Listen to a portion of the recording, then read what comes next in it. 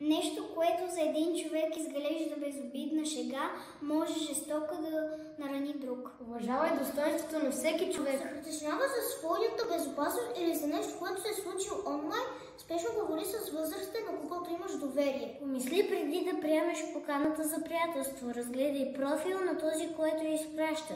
И се опитай да установиш кой е той. Не забравяй, понякога хората се представят за друг и е трудно да разбереш дали казват истина. Говори с родител, с учител, с приятел или се свържи безплатно и анонимно с националната телефонна линия за деца 116-111. Не качвай и не изпращай онлайн свои снимки и видеа, без преди това да е обсъдено с родителите ти. Влизай в контакт непознати. Подобни контакти могат да бъдат изключително опасни, понеже няма как да си сигурен кой стои пред компютърът от среща.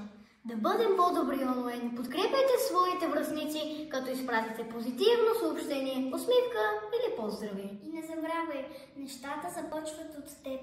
Не разпространявай слухове и не сподели истории и снимки, които могат да наранят някого или да го злепоставят.